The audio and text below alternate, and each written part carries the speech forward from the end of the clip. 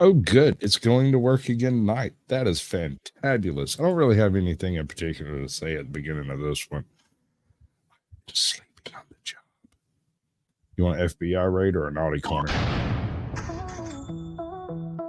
She sent us to the naughty corner.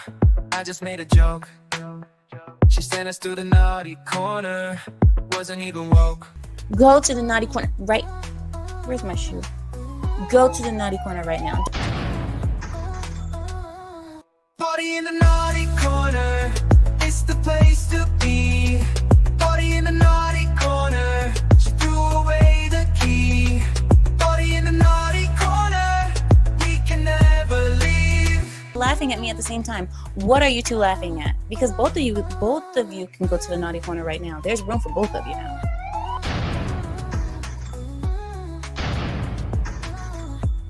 Again to the naughty corner. I just called Will's name. Again to the naughty corner. I am not to blame. Larry, go to the naughty. Go to the naughty corner. I'ma Ross screamed at me. Go to the naughty corner. Carrie laughed at me. Party in the naughty corner. It's the place to be. Party in the naughty corner. She threw away the key. Party in the naughty corner.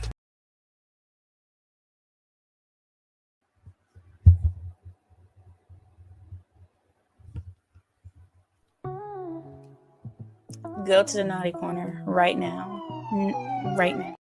Go to the naughty corner. That's the way to be. What's up? Welcome in, everybody. It's that time. I'm going to give you a 4.5 out of 10. You did good. Oh, whatever. Good evening, ladies and gentlemen. Welcome to the Naughty Corner. Tonight, we are going to see about Sandra Birchmore, a 23-year-old who was killed by twin cops. And you know what these naughty guys did? What? I'm just killing her. They groomed her. She was apparently one of those what do they call them, the ride along kids or whatever, Right. the police patrol squad, or I can't remember what they call them. They'll tell you who it is in the video. What else is it after that? We're not doing after that, what is the craziest thing you have seen in an x-ray that's in a human body? People. Little tiny people. No, like an item. Oh. Would you believe silverware if I told you? I would. I have encountered a case. Well, when my wife had a kidney stone, we ended up spending some time in the ER down here, and as a quirky bit of history there, some dude came in with a light bulb in his room. A light bulb? A light bulb. Where? I asked, in his rectum, damn near killed him. Listen. Oh, well. I asked the lady after, the whole freak out that took place after he comes rolling in, right? I asked the lady, I was like, so what kind of a light bulb was it? She just started laughing maniacally, and I never got an answer out of her because I'm thinking, like a Christmas light ain't too bad, but talk about one of them halogen jobs. There are definitely fetishes of all kinds around here. So I just go to the naughty corner. You're being bad. This is your fault. You did it. Welcome in, everybody. Welcome in. Let's roll it to the top real quick. We can do that because I have the ability, but not the intelligence. I can't. Sorry. Oh. You gonna do it, or am I? Oh, I mean, we can do it together. Let's find this. Scotty Waddles, what's up, bud? Welcome in. L. Crofty, welcome in. Do I count? No, I don't think so. No. Chill with Claiborne. Good to see you, bud. So that's Scotty Waddles with the gold, L. Crafty with the silver, and Claiborne with the bronze. Excellent job. I was wondering if you're going to catch that. Yeah. Good job. Nikki, welcome in. We're gonna say hey to Nightbot. I mean, why not? He's Why putting in all not? that work. Right? You should name Nightbot. Got struck by lightning, Teresa P. Good to see you. What's up, Teresa? Brandon Mitchell. Good to see you, Brandy bud. Mitchell. You know who that is? Mr. No Fly Zone. What's Oh, up? yeah. Corn on the cob. We have a participation Teaching trophy award. early in the show. Yes. Thank you for participating, Corn on the Cob. If you do me a favor and say and share this out to your most diehard bootlicker cat. If you've got a bunch of cop huggers in there, that's the one we want to be shared to. Yep. Might as well make a splash. Might as well. You have stories. Cannonball. Oh, wow. She worked in an ER. I bet you do have stories there. Oh, yeah. I don't want to hear about any of that. That's going to involve fluids. All right. So this is Sandra Birchmore, and she has the unfortunate circumstance of being involved with cops. And did this end happily? Oh, I forgot she was pregnant. Oh, dang. Yeah. And that was the thing, wasn't it? All right, check it out, folks. More alive. She is seen returning home to her apartment on February 1st, 2021, just before 6 p.m. Nothing out of the ordinary. 3 hours later, though, there's this. What is a Massachusetts law enforcement officer doing visiting Sandra's home? That evening, he came by her place at 9:30 p.m., and a half hour later, he left. That night, But how can you tell that's a cop? Or at least, that's what the initial report said. At least I am not 100% on that.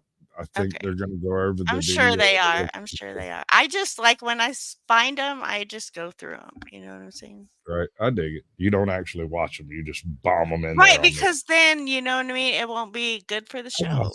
I dig it. Yeah. 3 police officers in Stoughton had inappropriate sexual relations with a young woman. One of those officers had known Birchmore since she was 13 years of age.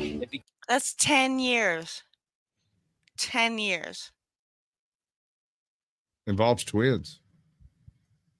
Began a relationship with her at age 15. This could mean any number of things, but chances are it's exactly what you think. Oh my gosh. He had a relationship with her at age 15. Yeah.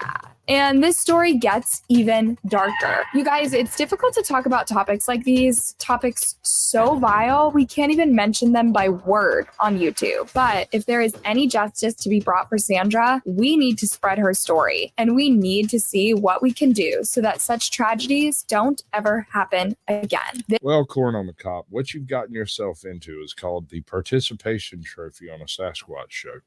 The way this works is you either come in with an exceptional name that I find particularly humorous and Corn on the Cob qualifies,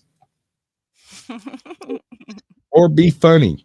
Troll a little, that's fine, but be funny at it, because if you troll unfunny, you get the big boot. So, you know, it's not exactly an all good sort of thing, but it's not bad. Right. Welcome in, Smoking and G. This is the infuriating story of Sandra Birchmore. Cypress Police Explorer program is comprised of young children between the ages of 14 and 20 who are interested in a potential career within the law enforcement field. The program works in conjunction with the Boy Scouts of America and creates a safe learning environment for the members to interact with others their age who have the same interests.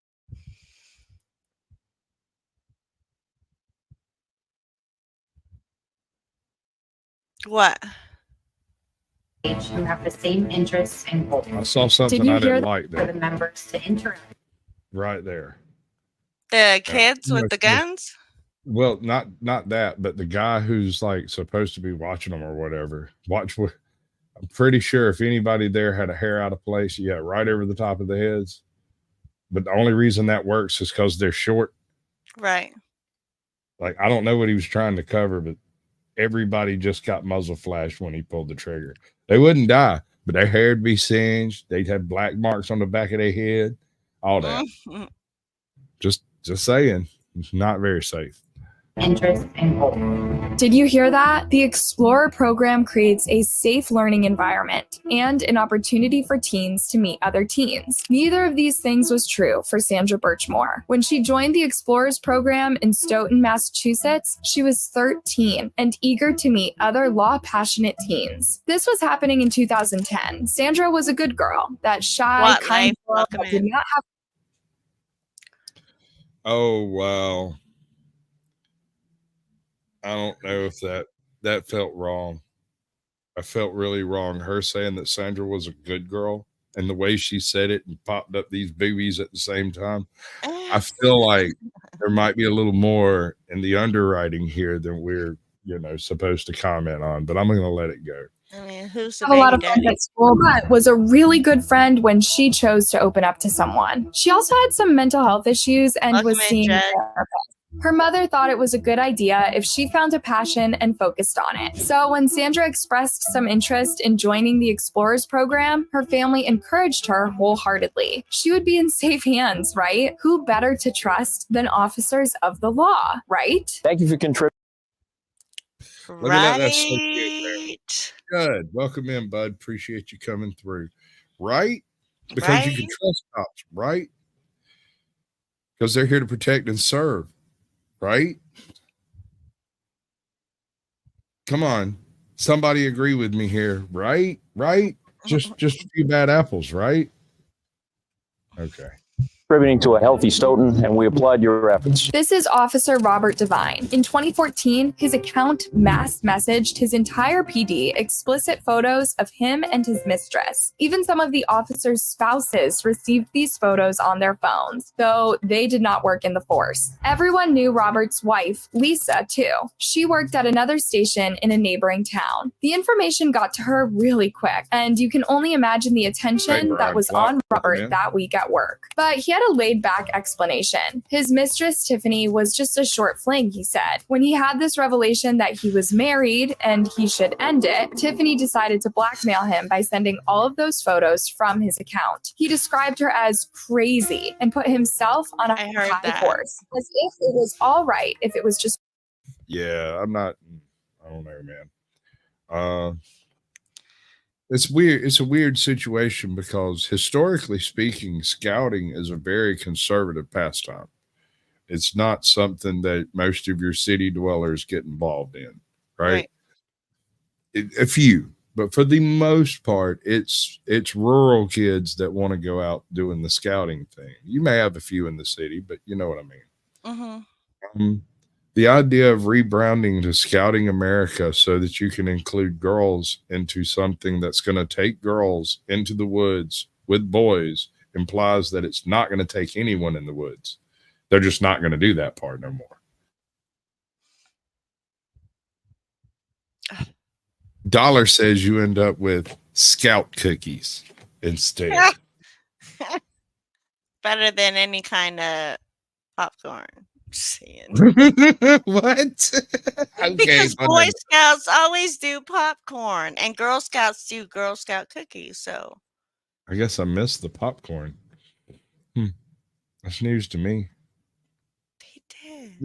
Is Boy Scouts like big on popcorn or something? I don't understand. That was their thing. Like as Girl Scout cookies are the Girl Scouts, popcorn was the Boy Scouts. Okay. All right. I'll take your word for it. I guess I didn't really do a whole lot of scouting. Boys, I guess, and Boy Scouts. So. Much like P. Fletch over here, I grew up in the swamp. Like the one time I did go out with scouts. But I'm in Texas, so it could be different.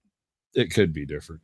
But the one time I did go out with scouts, here's an irony for you. Small town, right? Mm-hmm. The scoutmaster was my father-in-law 20 years later. Was my wife's father was the scoutmaster. Mm-hmm. Or cookie dough. Yeah, Joko. Or cookie dough. That works. a short thing, and he eventually realized he was married. Wait a minute, had he ever forgotten? Tiffany's friends had another story to tell. It was not a short fling, and she was not obsessed with Robert like he told his workmates. She was also not the one who sent the photos. And when the scandal broke out, she had to change her name and start afresh in a new town. She had lost her job. It's honestly infuriating how women often get punished more than men for stories like these. Tiffany had to get out of town too. Robert used his All right. This woman has got some heavy vocal fry going on, and it's driving me nuts. The way she talks, she's like drawing out every other word. Anytime she stops, she has to whine a little bit. I hate it. I fucking power as an officer to convince everyone of his word over hers. Now, all the officers in that 30,000. Queen Kaylin, welcome in. What did I miss? Sparkle Simp. Oh, himself. That's right.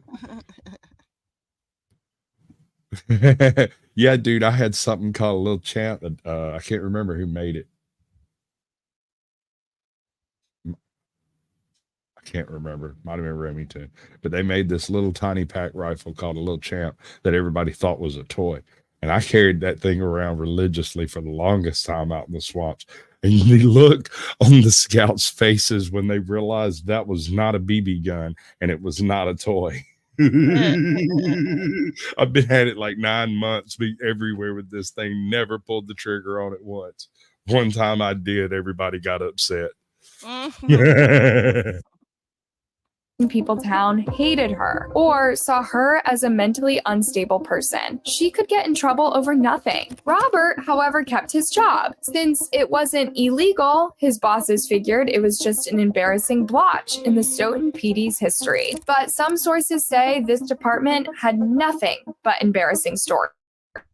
The stories are like plot lines pulled from an over-the-top network crime drama. A police chief accused of trying to run down a lieutenant in the town hall parking lot. Illicit photos of a deputy chief and his mistress passed among officers and their spouses. A local official so unnerved at the state of his town that he felt compelled to carry a gun, not out of fear of any would-be criminal, but of the local police force itself. Over the past 2 decades, the 60-member Stoughton Police Department has been the epitome of dysfunction, besieged by scandals that have rocked this unassuming bedroom community south of Boston, but garnered little attention outside I-495. Despite its modest size, the agency has weathered state and federal criminal prosecutions, intense infighting that has led to several civil lawsuits, and an FBI probe into public corruption. The troubles.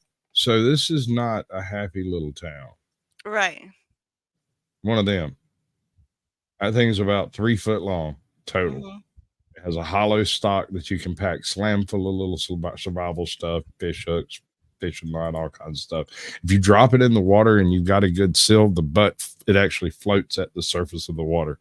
You can just pick up the butt, which is how I like to do butts. Are so entrenched that one former Stoughton police chief, upon taking the job, suggested publicly that some of his officers were mentally unfit to carry guns. I wouldn't want to get pulled over by these guys, said Joseph Sicardo, who previously served as Stoughton's police chief in the mid-2000s. In a recent interview with the Globe, it's incestuous down there. This is the worst of small-town governments. I didn't either. What's up, Steve from Albuquerque? Steve ABQ, what's up? Welcome ABQ. in. I'm pretty sure that's Albuquerque, baby. I'm pretty sure. Steve, you're from Albuquerque. You're either from or in Albuquerque, right? Or at least named your channel after it? Yes. I'm not disagreeing, but that's how we call him, is Steve ABQ. Well, that's what we call him. All I know about Albuquerque is that Bugs Bunny took a left turn. That's all I know. What's up, Matthew Mr. Anderson? That's Mr. Anderson. Mr. Anderson. Wingspan Angel. Good to see you. Wingspan. And if an officer says this, you can only imagine how bad it really is. This is just to establish some context for the Explorers program and the world that Sandra stepped into when she was only 13. On February 4th, 2021, the Stoughton PD got a call about a missing person. A 23-year-old teacher's assistant named Sandra Birchmore had not turned up at school. She never did that, not without notifying her bosses first. She was a very hardworking woman, and she loved her job, as far as everyone knew. She would not just miss a day to slack off. Her work. No, slack off. No. Oh. I bet she is a fucking ton of fun in the mornings when she wakes up before her coffee. I don't know. I hate it. Her colleague who rang the authorities that day had something else to say. She had a serious reason to get worried about Sandra's disappearance. On her last day at school, she told her, "If anything happens to B, my boyfriend is responsible." It's unclear how their conversation ended that day. I, for one, would have a million questions about that statement, but perhaps Sandra did not want to delve super deep into it. Maybe she just wasn't ready to share everything. However, she wanted someone to Oh, let me give that one a shout out there. This is Deep Lord Sasquatch history. The PPN is the Pigpen Network. That's Fat Rock and what's his name? Fat Rock and General something or other. I can't remember the other guy's name. They're on a channel called the Pigpen. Is it Pigpen News Network? Anyway, he goes and gets clips from shorts and TikToks and stuff, and they sit around and laugh uproariously about it. It's hilarious. I love it. Nice. It's good stuff. To know what she was going through. Now, all her colleagues had was this statement, and that alone should have been a good reason for the Stoughton PD to start their investigation ASAP. However, the officers were not that worried. You see, there had just been a 4-day Category 3 blizzard in Stoughton. This meant that school was closed until February 4th, and most people stayed home, as it was simply too dangerous to drive during such a violent blizzard. So the officers' first thought was, maybe she's snowed in somewhere, or maybe she thought that school was out for the day. But Sandra's colleague was adamant. She wanted a wellness check on her friend. So that day, 3 officers visited her apartment. When they knocked on her door, there was no answer. And when they checked the uncovered parking lot outside the building, they noticed Sandra's car was the only one covered in a ton of snow. The other residents had cleaned or used their cars already. This was the US. Sandra would have taken her car to leave the apartment any of the previous days. Since her car had clearly been unused since before the storm, the officers concluded she must be inside her apartment. So why was she not answering? I know that vocal fry is driving me nuts, bro. Like, I can't stand it. I just don't like it. I don't dig it. When the officers entered her apartment, Sandra's 2 cats meowed desperately. They were starving, and their human mom lay dead on the bedroom floor. Her poor cats had watched her helplessly for 3 days, wondering if they would make it out alive too. Indeed, the coroner would conclude that Sandra had passed 3 days before, on February 1st. But that's not the only horror noted by the authorities. The officers wrote several disturbing clues about the tragic scene that they found that day. While Sandra's bathroom was clean and tidy, the bedroom and the living room were in deplorable states. Okay, the reason I think it's a problem is because she doesn't typically do it.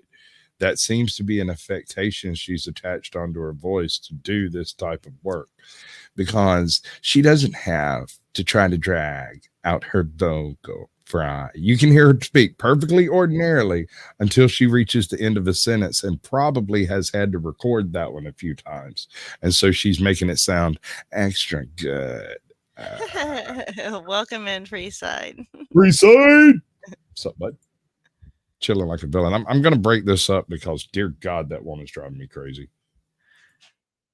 There were papers, meds, and various objects lying everywhere. It looked like someone had ransacked the place looking for something. Considering how tidy the bathroom was, the officers concluded Sandra was not messy. I mean, you can speed it up, but I still want to watch it. Still gonna get annoyed. It's still, dude. It won't be as bad, and then they'll go faster. Chipmunk with vocal fry. Come on, man.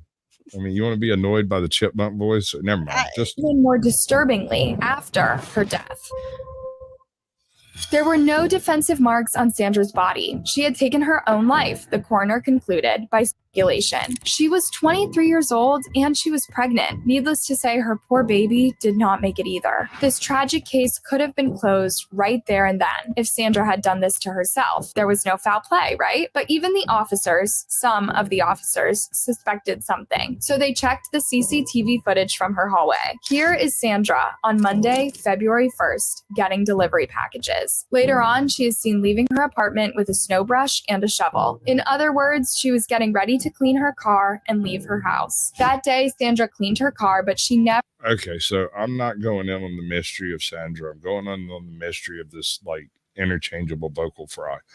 She seems to do the vocal fry when she goes back and adds a clip in, right? So she's going along talking perfectly normal, and then she adds a little outside that day, or on the other side. Yeah.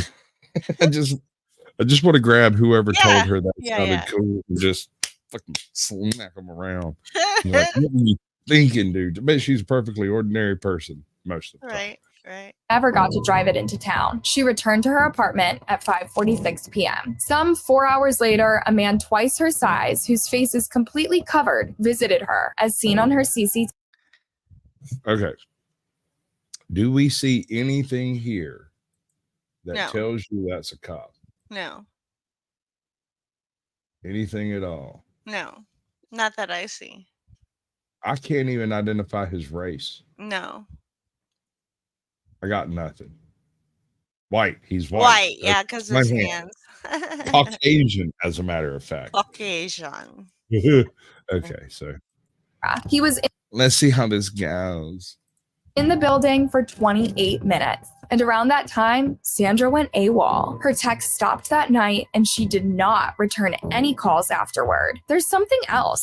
Sandra passed with her neck tied with a scarf to her bedroom doorknob. This would have been almost... Yeah, that's a male thing. That's not a female thing. Right. Now, you don't find very many females due to erotic asphyxiation. That's not really a statistic. I've never heard of a statistic on that one. I could be wrong, but almost impossible to go through with unless she was using some strong narcotics, the coroner noted. You'd have to fight your survival instincts hard to lay on the floor like that for several minutes. Except there were no drugs found in her system. Also, there were no notes. Sandra had family and friends. Why had she not announced her tragic decision to end? Edwina, welcome in. Nicholas Paul, good to see you. Not true men and women genius. I'm aware that both have been found. My question is, how many of those women found were later attached to a murder? Is all I'm saying. Like, I bet you the percentage is quite a bit higher than with the old boys out there. I'm just saying, boys are willing to put up with stuff for a good one that women ain't willing to tolerate, just in general. Anyone in her inner circle. Her loved ones were devastated, and everyone had the same thing to say. This was not her. She was expecting a child, and she was really happy about it. She'd even bought a baby chair just a few days prior from a local store. She would not have gone ahead and done this without talking to anyone about it. The forensic team took in Sandra's phone as evidence that day. And when the detectives went through it, they discovered ongoing conversations between her and 3 Stoughton officers. Robert Devine, yep, that guy, and twin... You see that? That was a normal statement.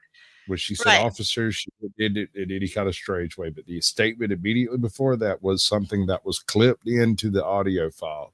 You can hear the difference in the sound. And on those, she does this. Sorry, I'm over here dissecting a freaking sound file. I'm sorry, people. Here, y'all watch this. It'll be fun.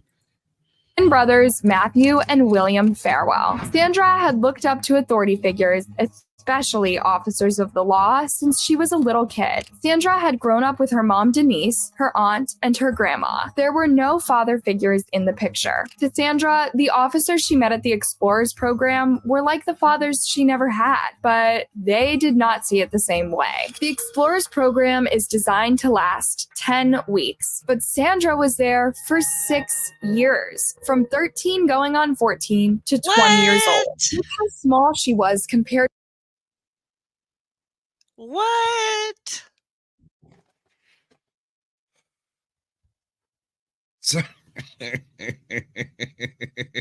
Wow. Wow. Honey.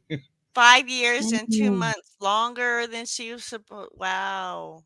Yeah, they pulled strings to keep her around for reasons that have not, that I'm not at liberty to discuss on YouTube, really. Oh my God. But if you look backstage, you'll see how she looked up to him. to the officers when she joined the program. And now, just consider the fact that she was groomed for years, and her 2021 baby daddy was none other than Matthew Farewell. Pause and think about that for a second. You see, Sandra was not the only one to be drawn in seriously inappropriate scenarios by... You were screaming at me. No, I'm just ew. Ew. Ew. Say it again. Ew.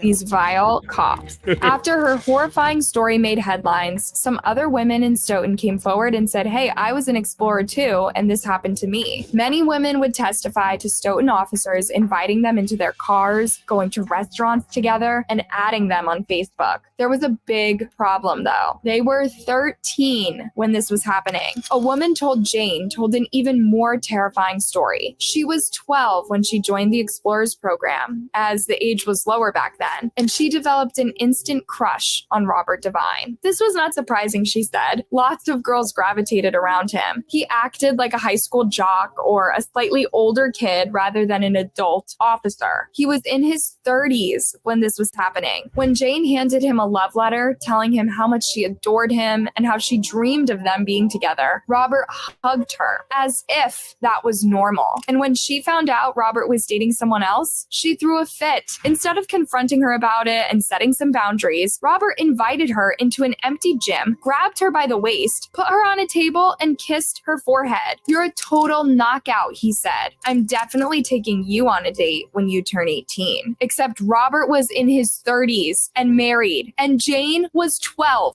There are so many kinds of wrong here, I can't even begin to list them. It's safe to say that this guy is a monster and had been using his... Okay, ladies and gentlemen, I want a 1 in chat if you think this is a job for a wood chipper, and a 2 in chat if you think this is a job for life in prison. Personally, I prefer the wood chipper scenario. That's just me. How do you feel about wood chippers? I think they should be used. They should be used, especially on wood. But there's other things that are very effective on too. Wood chippers win. Position of power to do horrible things to little girls. And what makes this case even more tragic... You see, the problem with the flamethrower is it requires a little more training. And if we're going to be hiring people to flamethrower things, I don't want to have to train them too much on it. Wood chipper's fairly simple. Any idiot can throw something in a wood chipper. Most of them can do it without getting sucked in themselves. Is that in this story, there are 3 monsters, not 1. In 2016, when Sandra was 18, she lost her grandmother, mother, and aunt. First, her mother passed away after a long illness at age only 52. A month later, her heartbroken mother followed, Sandra's grandmother. Now Sandra had no immediate family. She was devastated and alone. Alone except for Robert, Matthew, and William. William was the first officer interviewed after the discovery of the many messages on Sandra's phone. He wasn't interrogated in a room. He was just asked a few questions now inside I a can patrol. hear it, the sound that you're talking about. Because right there, she did like 3 or 4 of them, and so I heard. No problem. And then suddenly one was edited in where she had vocal fry. That seemed like it was layered in on it, like she did it on purpose. Yeah. I'm telling you, she's got a vocal coach or something, and they told her that it sounded better to end a sentence on vocal fry when you're recording and you have a decent kind of baritone female voice, which is a high baritone at best. And they told her that if she did the Valley Girl, it would make better money on YouTube.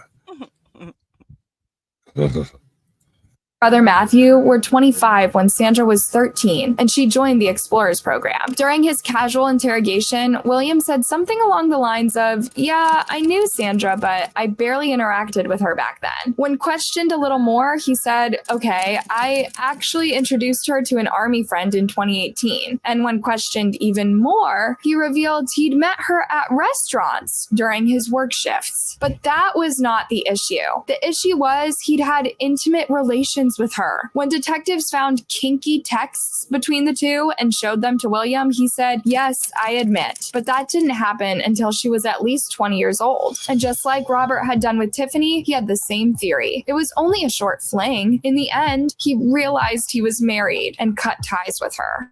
By the way, even if that was the case, does he not realize the impact he has on a young person by doing that? Sandra was a person with thoughts and feelings, and a vulnerable person who was struggling with mental health and had just lost her entire immediate family. The abuse of power is sickening, and you guys, it gets worse. William said he cut ties with Sandra in June 2020. Then he said he was actually intimate with her one last time in December 2020. Then detectives discovered he was in her flat in January 2021. And the other dude, the bulky one with the hood and the face mask, that was his twin brother, Matthew. You see, it's unclear who Sandra's baby.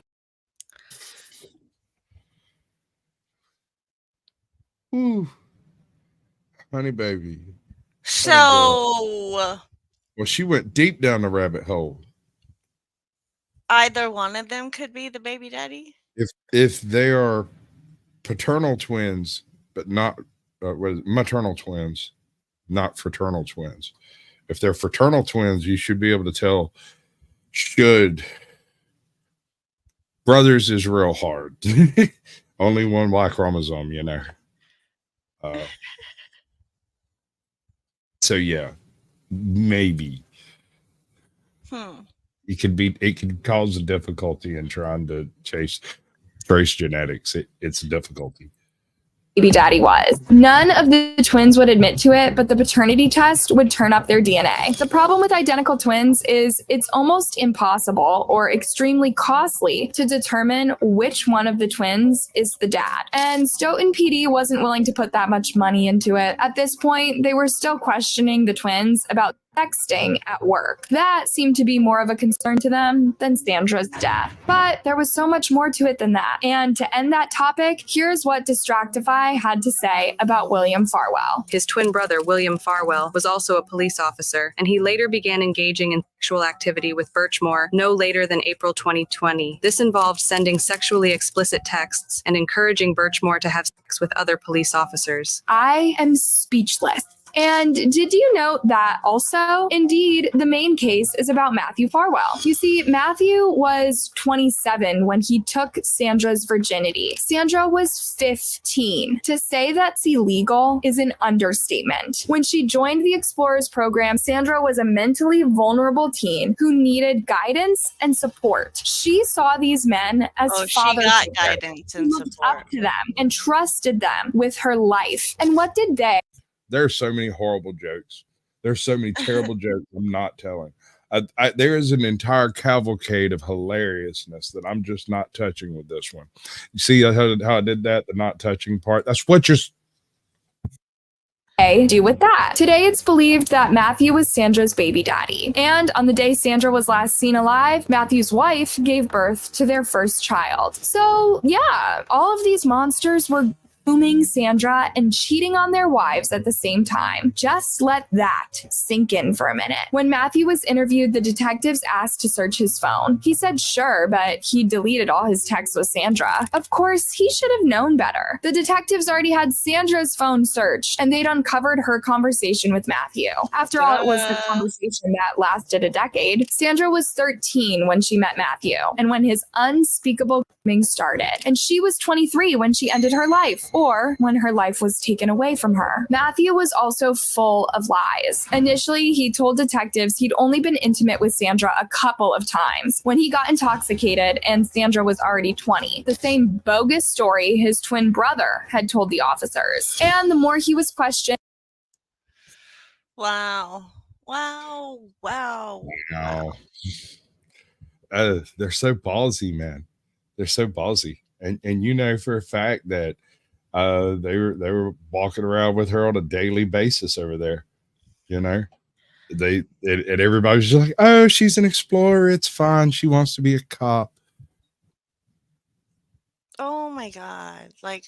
Oh my god. I don't think God's involved in this one. Welcome in, Oklahoma. Oklahoma Law. It's good to see you, bud. Appreciate you coming through. God's not here. Right. You're right. Okay. Because God's here. I'm not real happy with this situation. Right. In any event. And the more he... The point is, these cops definitely belong in the naughty corner.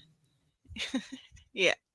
Added details. Okay, it was actually more than a couple of times. Okay, it started a little earlier, and it goes on like that. And guess what? Matthew also blamed Sandra's pregnancy on his twin brother. They both said the baby must be the other twins. It's honestly impossible to comprehend the lack of judgment, responsibility, and common sense in these men. They were not willing to take any responsibility, and they were not willing to care for that baby or for Sandra. She was a toy to them, and it gets even more sickening when you consider these guys were twins and they were both with Sandra. And wait, it's not over. Matthew also...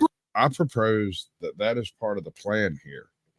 That those twins had discussed the fact that it would be impossible to determine who the father was and equally impossible to determine who the killer was. And so the concept here behind it is plausible deniability. I have a genetic copy walking around right over there. The problem came up when they were both tagging the same bagging, right? So now they both have motive, opportunity, and evidence against them rather than it being a one or the other thing. Right. Blamed the victim, just like Robert, just like William. He said Sandra was a bit too obsessed with him. So on February 1st, that night he was seen on CCTV visiting Sandra, he broke up with her. Yep, that's his story. He broke up with her as she was a little too into him. So she decided to end her life, even though she was carrying his baby. Anybody want to go for victim blaming for 100, Alex? $100. That's crazy. There are a million suspicious things about the Farwell twins, and yet, to this day, Sandra's death remains ruled as an S word. Here are a few clues to keep in mind. From 2017, I watched a little bit of this one and then did a little bit of research behind the scenes to try to see, what's up with this case. Is it worth looking at? And this chick has Well, I mean, that's 3 years ago. Yeah. Yeah, but still. Wow. An S word instead of an SA word. Just saying. He just broke up with her and left. He went in there wrapped up in a mask so tight that I had to guess at his race, but yeah, right. I mean, come on. Just broke up with her. And which one was it? Which twin? We don't know. Oh. To 2021, William ran 24 background searches on himself and Sandra in the criminal justice investigation system. That's an FBI criminal database, one of the most serious ones in the world. No one asked him to do this at work. Why would he look himself up? Did he expect to find a criminal investigation on himself any day? Also, Matthew visited her on February 1st during a Category 3 blizzard, hours before his wife gave birth. It seems like it was a top priority for him to see Sandra that night. I wonder why. And we haven't even spoken. I'm just curious if his wife managed to give birth on the 1st or if it made it to the 2nd. I don't know. But why would it matter? Because I was born on the 2nd of February. I'm just curious. Just wondering. Spoke of Robert Devine yet, at least not in connection to Sandra. When he first met 13-year-old Birchmore, Devine was in his late 30s. He too entered into a sexual relationship with Birchmore, though it didn't begin until she was in her early 20s. He denied doing so, but law enforcement found Facebook messages showing that while on duty, he discussed meeting Birchmore for sex, reported the Marshall Project. So the Stoughton PD found out all of these things about these 3 men. 3 men ganging up on a young, vulnerable girl, making her feel dependent on them, and then discarding her like trash. When she was found dead, all of them tried to dodge responsibility and blame the others for having more to do with her death. And they described Sandra as a simple fling that meant nothing to them. All of them were married. All of them were much older than Sandra, and all of them did something illegal. Well, several illegal things from SA to Groomed and to intimate relations with a student. And yet, there is no homicide investigation yet, even though the Stoughton PD has all of this in their record. Stoughton Chief Donna McNamara, the first woman to hold that position, was in charge of the investigation into Sandra's death. All three men, the Farwells and Devine, violated their oath of office and should never have the privilege of serving any community as a police officer. They cultivated a web of deceit and treachery and violated the policies and the core values of the Stoughton Police Department. Well, she was at least well spoken. What do you reckon happened to these guys? You reckon they're still cops somewhere? No, I mean that's what they're saying right now. When she became chief, she put it into it. Bro, it should have been the nuclear option, in my opinion. But that's just me. Included, Matthew Farwell turned in his resignation from the Stoughton PD on April 1st, 2022. His brother and Robert Devine followed shortly after. They cannot return to the force, but they're not in prison either.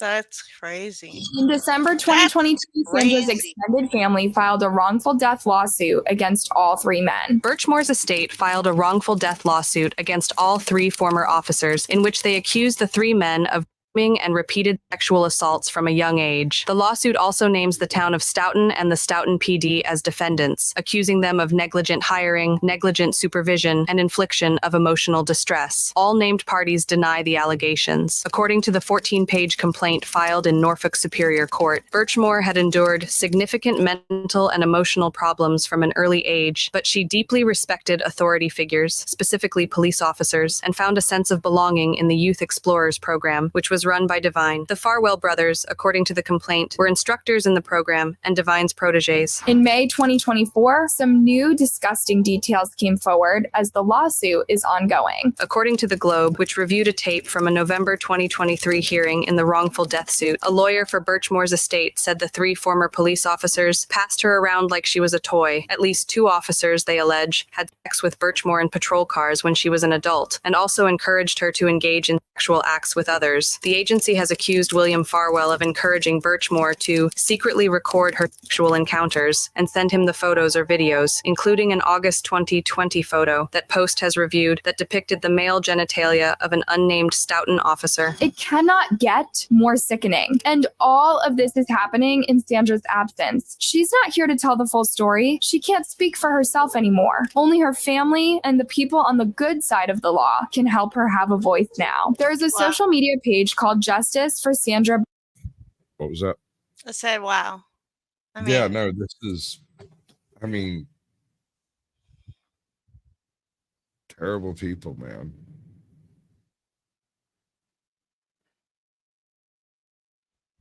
And they're not in jail. They're not even under investigation. Right. Currently. That is fucking. Are you actually surprised, though? Yes. On something really? like this. Yes. Yes. I really honestly am. You've got brothers on the same police department. You don't expect there to be an entire blue line mentality there? No, that don't. I mean. Are you actually surprised? I'm not surprised with the cops getting away with whatever. Okay, but I'm surprised about this specific scenario. They might have to start doing that, Edwina. Might have to be able to give these young ladies a lineup to look at and see if she can identify the penetrator. Oh my God. See, I shouldn't be doing this show. Naughty corner. Corner. Birchmore. It has almost 5,000 members. Melissa Berry, who runs it, posted in February 2024 on the 3rd anniversary of Sandra's death. 3 years ago today, Sandra's body was found in her Canton apartment. Welcome in, Mario. Good to see you, bud. I'm in the naughty corner. I'm not supposed to talk. She was found in a seated position with a ligature tied around her neck. It was fastened to her closet door handle. Her death was ruled homicide. Her death is what brought forth the abuse Sandra endured. Disgraced former Stoughton police officer Matthew Farwell was the last person to see Sandra alive. She was pregnant with his baby. Many believe Sandra didn't kill herself. She was looking forward to being a mother. Sandra Birchmore deserves a full investigation into her death. There are still Queen Bird. Queen Bird. why don't y'all all hit that Cash App at the same time? I even got a little thing over here for this type of stuff because I think they're funny. I'm gonna do this one first, just because.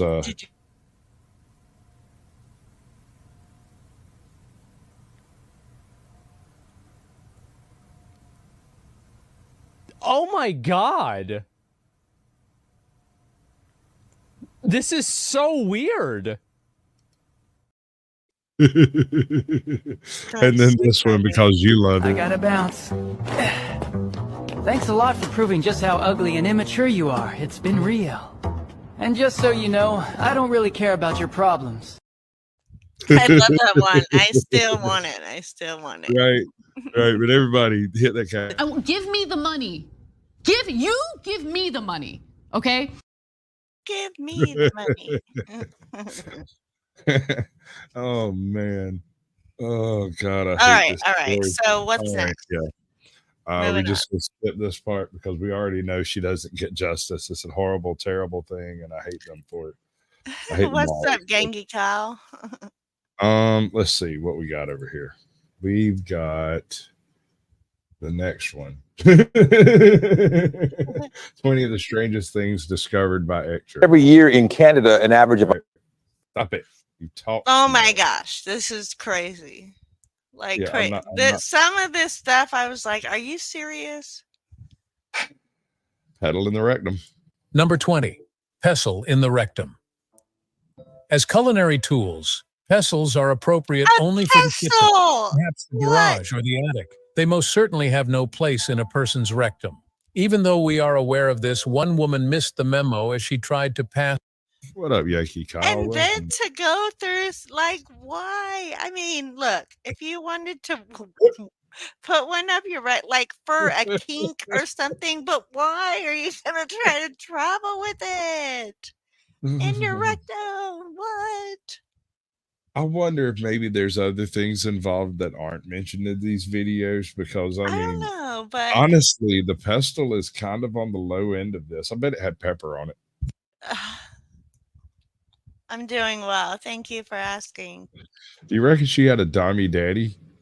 You reckon this is what was up? I'm so confused. Did he have a dommy daddy? I don't know. I might be a little horny. Through airport security with the culinary tool safely ensconced. She obviously didn't go very far. The metal detector went off because of the pestle, and after several searches turned... All right, first of all, you're using a crappy pestle if it's metal. I mean, aren't they usually stone? Yeah. Or ceramic? Ceramic. There's several, but metal is one of those. So, I mean, whatever, man. Whatever. Turned up nothing. Security used an X-ray to find the unusual object. She was brought into a different room and given the X-ray. When they saw the pestle inside, they were all surprised and a little alarmed. What's shocking is how long she had had that pestle up in her butt that she felt comfortable enough to go around with it. Anyways, after being turned away from the flight, a trip to the hospital was arranged so that the kitchenware could be removed from her. Number 19, SpongeBob. Oh my gosh. Shout out to Queen Bird, $5 make it holla. Yay, whoop, whoop. No, you do it right. You're supposed to tell me about it, and then we do it this way. What? Oh, shout out to Queen Bird, $5 make it holla. Yeah, good girl. Now, we move on with the rest of the show. SpongeBob. Why? What is wrong with people? No, this one. 2004 and 2015, SpongeBob ventured out of Bikini Bottom to explore the surface and become entangled in the esophagus of an enraged toddler. After look, 16-month-old seriously? Can we just skip this? No, well, I mean, we can. But Justice puts everything in her mouth. Everything. Like last week, her earring went missing. I was freaking out thinking that she swallowed it. I mean, we found it later that day, but it was like, oh my God. Yeah. I got a toddler story for you. It's not about her stuffing things in her mouth. You've heard the Pepper story. Same kid. Okay. Same kid. My niece is 2 or 3 and she can barely talk. And she keeps telling everybody, or 4, and still can barely talk. And she keeps telling everybody she has a bee in her ear. For a couple of years, as soon as she learned the word bee, he told everybody she had a bee in her ear and it itched. And you look in her ear, there's nothing in her ear. There's nothing there. Okay, you got a bee in your ear. What a weird thing to say. So I'm laying in the recliner sleeping one afternoon, and she comes in there and pokes me, wakes me up. I'm like, "What's up, baby?" And she holds up this tiny little bead. She said, "What is this?" That is a bead. I have a bead in my ear. And then she turned around and walked off. And I sat there for a second, pulled my phone out, called my brother because it was her daddy. Was like, "I believe we need to take your daughter to the hospital. I believe she has a bead in her ear." He's like, "Nah, she says she has a bead in her ear all the time." I said, "No, sir. She just brought me a bead, asked me what it was, and then pointed at her ear and says, 'I have a bead in my ear.'" And then she walked away. Wow. I'm going to take her to the ER. We're going to see if there's something actually in air. And sure as shooting, she had an identical bead, the one she had brought me, stuck in one of her ears. Wow. And it had been there for however long. What's funny is you couldn't see it when you looked in, shine a light in there. Kind of it was down in there. Yeah, it was in there for sure. Brought to the hospital. The physician had him undergo an X-ray to see what was maybe one of the strangest things ever found. The X-ray showed SpongeBob SquarePants from the hit television program of the same name, looking as plain as day and grinning in a way that was almost menacing. The doctor was so taken aback that her only thought at the time was to yell, "SpongeBob!" Naturally, it was a tiny toy that belonged to the toddler's sister rather than the actual fry cook sponge. He was returned home with his parents, worry-free, after the doctor worked quickly to remove the toy from his throat. Regarding SpongeBob and what transpired following the incident, nothing was said. Number 18. This one blows my mind. Most oh my people God. eat 0 pieces of silverware in their lives, but would you like to vent? This one is crazy. Crazy. Like no way in freaking hell. And then oh my God. No, so right. You're saying that these other people were sane? No, this one's a trip. This one. We'll see. A Dutch woman visited her doctor because of a problem that indicated she was different from most people. A 52-year-old patient in the Netherlands informed medical staff that she had a quite unpleasant stomach when she arrived at the hospital. To further understand what was hurting her, they put her under an X-ray, and what they discovered was one of the oddest things ever found using X-ray technology. They discovered several pieces of silverware within the woman's tummy. Fortunately, there were only spoons and forks in her stomach among the... Was it actual silver is my question, though, or was it like crappy reprints? It doesn't matter. It does a little bit. I mean, and forks. I hear you. She was like stealing all spoons, even all spoons. Maybe I could be like, but why would you do forks? I mean, how do you? I don't even want to know. I don't know. Dude, do you realize what kind of a skull? I'm just like gagging, trying to think about of silverware. swallowing it. No knives. Not like either of them are good anyways. After rushing the woman into surgery, the physicians were able to have them removed through much care and diligence. This peculiar situation was explained by the woman's peculiar and intractable fixation on eating cutlery whenever she sat down to a meal. Psychologists speculated that she might have had multiple personality disorder, which would explain why resisting the impulse to eat the utensils was so difficult for her. She underwent surgery successfully and recovered well from the operation. I'm not actually convinced that MPD is an actual thing. I have dealt with some really, really heavily schizophrenic people, and you might swear they are different people, but that's all trash. They know what they're doing. They just don't care and can't care and have no concept of the concept of caring, right? So when one of these people's cheese slides off their cracker, they just go off the deep end immediately and go, "Oh, I have MPD." No, you're a psycho. I mean, I'm sure there are ones that claim it that aren't it, but it is an actual thing. Well, the thing is I've never encountered someone that has a full on and understand. My best bud Lonnie had full pedigree papers on how nuts he was. Right. Like 15 pages of documentation on the different schizoaffective disorders that he distributed amongst his personality. Right. So like everyone else had their shit way better together and were way nuttier, if you get what I'm saying. I don't know. Maybe I don't know what I'm saying. I think you, I don't know. I'm not agreeing with you right now, but you're not agreeing. Okay, folks, you hear that? No more agreements. Number 17, bobby pins in the kidney. Ow. Bobby pins are easy to lose, as anyone with long hair can attest. They seem to be everywhere you look, but not where you are looking. There are occasions when there's only one way that gets in there. Right. You didn't drink it in a bottle of water.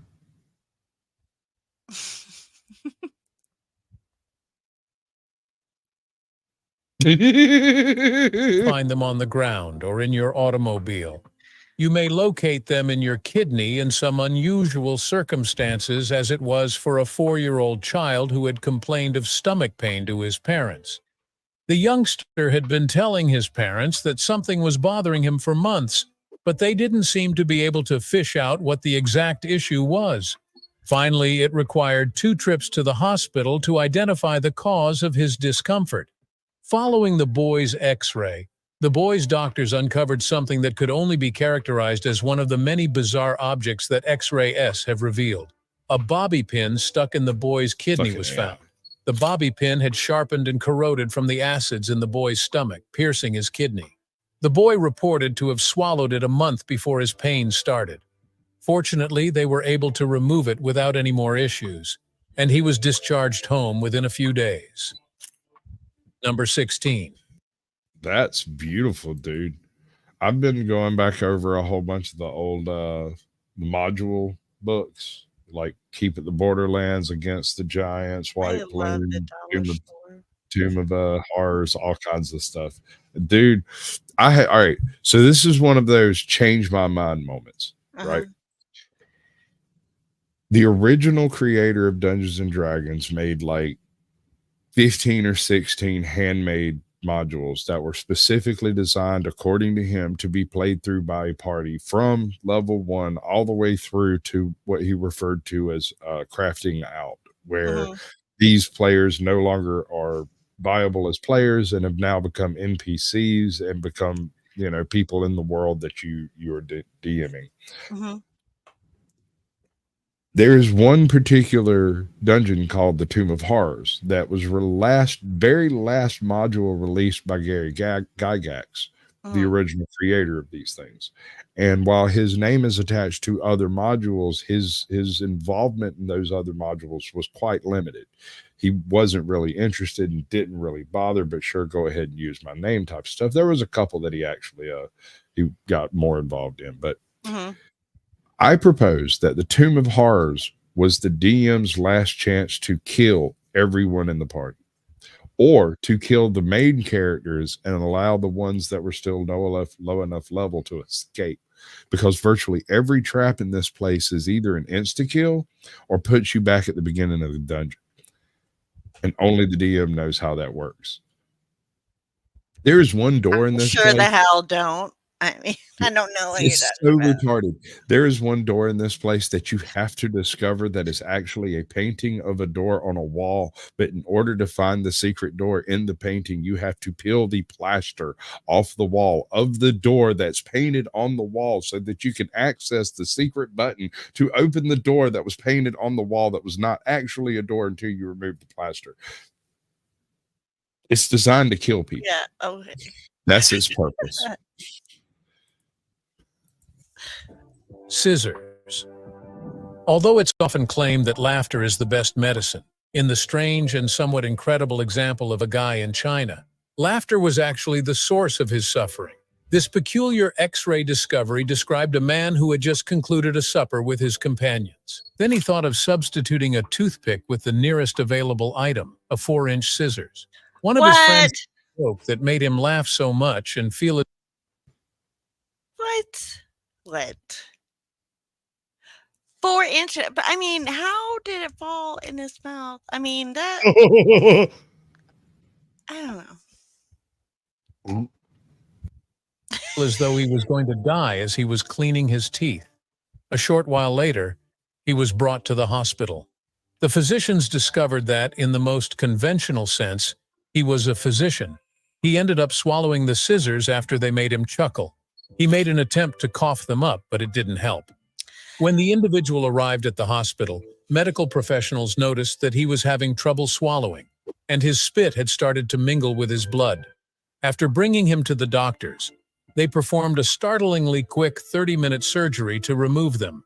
The 9 centimeters lind and 4 centimeters wide scissors was removed using vessel forceps under locations. I don't care. Cans. Really? People, you don't have to. You are crushing my soul with this, man. Like, every shred of dignity the humanity once had is being just lost on this. All right, ladies and gentlemen, welcome to the degradation of the entire human race by these individuals who belong in the naughty corner. Definitely, because this lady was having far too much fun with her cans. Number 15, cans in rectum. I mean, like, cans are kept in an absurd number of locations. Some store their cans in the garage, some in their backyards. But the most unusual way to store cans has to be something that was found via X-ray. A middle-aged patient with a stomachache had come to the emergency department. After taking an abdominal radiograph, no obstruction was visible. The patient was taken to the operating room and given their permission for a gastrointestinal surgery, where the can was initially found within 12 hours of their presentation.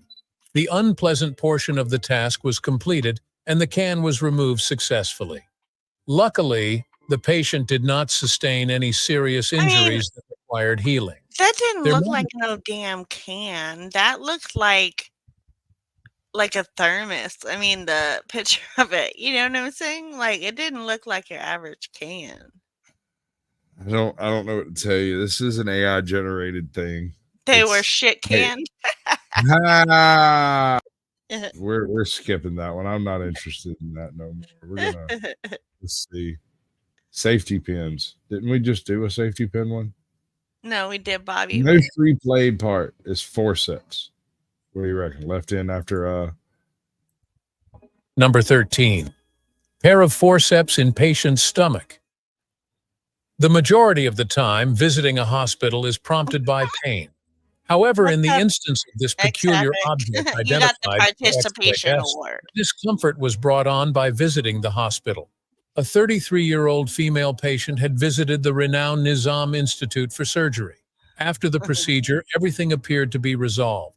However, she began to have intense aches in her abdomen that would not go away. She decided to return to the hospital to lodge her complaint. Because they left a barbecue sandwich in you, bitch. That was also in there next to the forceps. Homie was eating his lunch while he was doing the surgery and just didn't feel hungry when he finished it. It's like that 10 millimeter that you always lose. You hope it's not going to do any real damage. Oh my God. This guy popped the hood and left his tools in it. I mean, oh my God. Complaints, and on getting there, the physicians immediately identified the issue after having her undergo an X-ray. With immediate effect, she was sent back into surgery, and the hospital assured the media that she was their primary concern, and that's why they were prompt with responding to her. Apparently, they found a set of surgical forceps in the patient's stomach, which were probably left there by the last doctor who had operated on her. This explains why they moved so. So like me coming out of surgery, My first thought is I need a CAT scan. I need an X-ray. I want to make sure you didn't leave your car keys. Right. Right. I mean, I guarantee you there'd be a club sandwich in my ass. They give me half a chance. Like, I mean, oh God, why are people so horrible? Why are they all so quickly to bring her into surgery? Her spouse, however, had registered a formal complaint against the two physicians concerned. Number 12, Nokia's 3310 phone. The rumor that Nokia phones are unbreakable has long been around, and this unusual incident might demonstrate how accurate it is. So it just occurred to me, it's almost impossible to fuck up a Nokia, but it's even more difficult to unfuck one.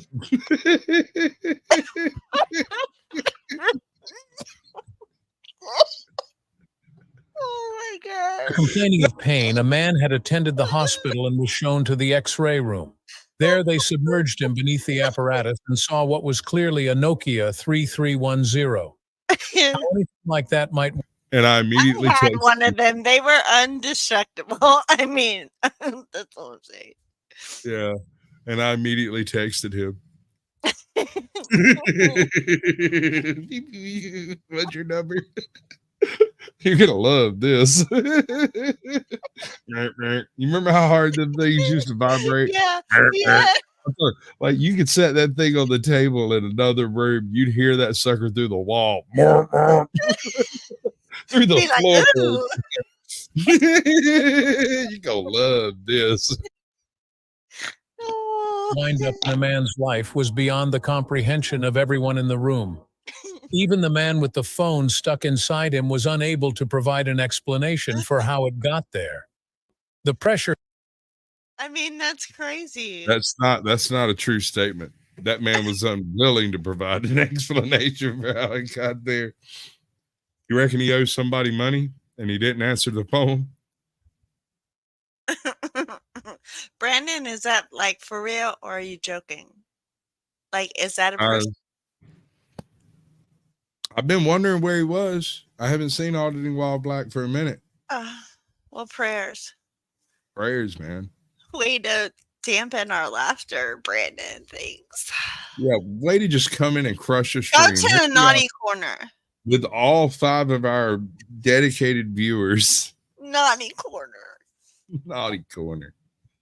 And we're discussing how this man. No, but seriously, prayers. My bad. Go ahead. For real. I got to vote. Okay. So I'm figuring he owed somebody money. He was supposed to call somebody. That's what I think. And they shoved it down his mouth. They shoved it up his other end. Oh. It's Where is it? I mean, I saw the picture, but did they specify? It's up the rectum?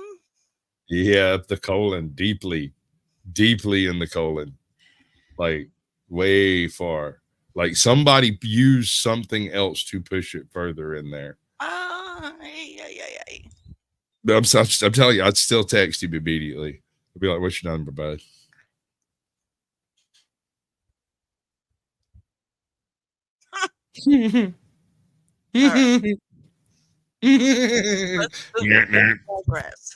Explanation for how it got there. The pressure had split the phone into 3 parts, so they didn't need to conduct extensive surgery, but problems persisted. Bro, his ass broke a Nokia. Wow. I'm telling you, it was not willingly placed in there. That was put in there with intent. I mean, how else? I'm talking a pair of tongs and some serious jelly, right? Pair of tongs, some grape jelly. That'll work.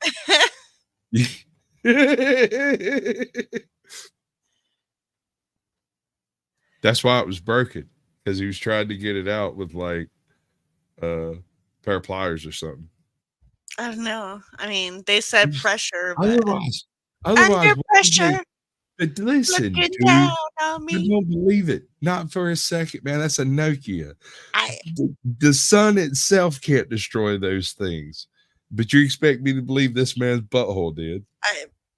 Maybe. Maybe a very angry man broke the Nokia, then shoved it up his butt. See, I was going a little bit more like that because the way that it was broke up, it was almost like when you take off the faceplate. Because those are the ones that you could change the faceplate, wasn't it? Like switch out the faceplates. Maybe. I don't know. There's a few of those. Chippy Toe, welcome in. Because of the chemicals it carried, the phone's battery had slid out of the rear, which posed a serious risk, but thankfully it hadn't corroded yet. After putting him under anesthesia, they extracted the phone's remaining components and battery from his stomach. It was surprisingly still recognizable, though it appeared to have only been dropped a couple of times. The man was restored to his normal, healthy state and lived his life as usual. Number 11. Bottle in a Man. Though a little less awesome. What? Wow. Wow. Why do people want big old things up there? Do not. Do not. Do not search this on any of those their prawn sites, y'all folks. Y'all dirty people get involved with. Do not. He slid it in the rear. It's a prison pocket. Bottle in a man is somehow even more fascinating than ships in a bottle. This assertion was validated when X-Ray in China found the odd object. Prison, is that what you mean? Okay. Okay. The phone's battery had slid out of the rear. It looked like a Snapple bottle, Queen Bird. It did look like a Snapple bottle. Jeebus. The individual claimed to have stomach issues when he checked himself into the hospital. You think? He was brought by the doctors for evaluation because he didn't consider things carefully. They discovered that the troubles the patient was experiencing were not the same as their own. His problem was a... Look, okay, look. This is probably a little TMI, but hold up. You know, wait a minute, I'm trying to wrap my head around it. Because anytime something goes in, my body naturally pushes it out. So determination. Flow State has something he says. He says anything's a dildo if you're brave enough. I don't particularly agree with him. I think some things should be verboten, like pepper grinders. This is not a thing that should be utilized. I mean, they'd have to, I don't know, sedative something to relax. Nothing at all in a spice rack should be involved. I mean, like car equipment, certain types of car equipment, like turtle wax. This is not a sexual activity. These are not things that should be involved in coitus. Cornholio. I am the great Cornholio. Bottle lodged in his lower bottom, not his stomach. The fact that the bottle wasn't the only one inside made things worse for the man. What? He also found that a section of steel wire was circling around. Well, that's because the steel wire around the bottle, thinking he'll be able to pull it out, and it sucked all the way in and took the string with it.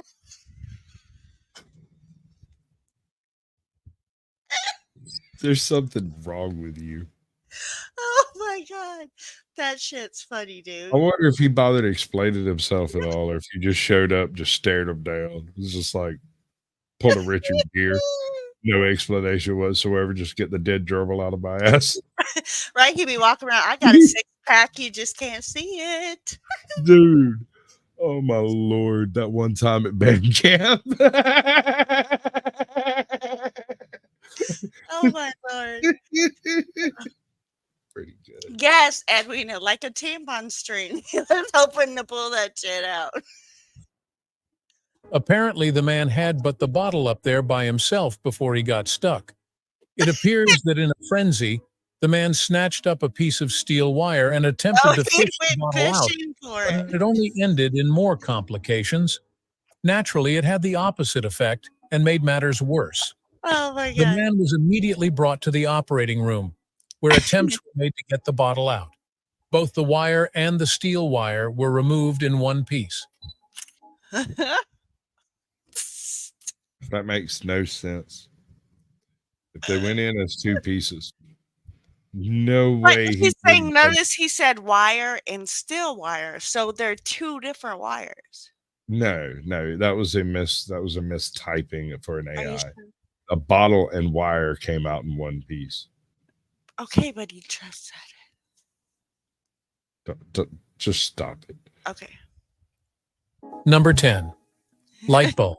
Oh, there you go. There's your light bulb.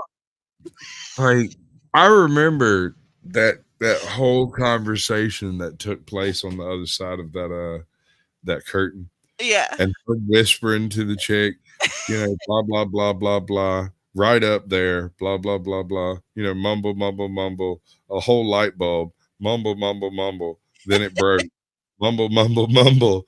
Now he's here in room 3. and I just pulled the thing back and looked at her and was like, are we talking like a floodlight or a Christmas tree light? And she just screamed laughing and ran out of the ER. Oh. She sprinted. But I had that effect on people. Because I was like, floodlight or Christmas tree light? I mean, there's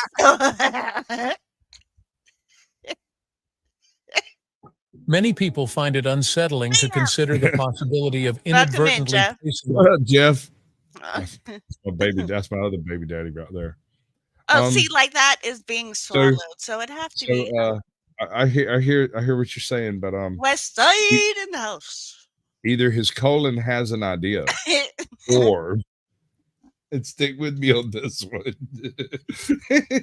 He's been playing bad games with bad people, or even alone. A light bulb in their mouth and discovering they can't take it out without being hurt. However, an X-ray finding revealed that the mouth is the second worst site for a light bulb to become stuck. That's second. So where's the first? I guess the buttonhole. All right. So I hate people. You're sitting around with a light bulb, and somehow it occurs to you that this should be inside of you, and you either put it in your mouth or your prison pocket.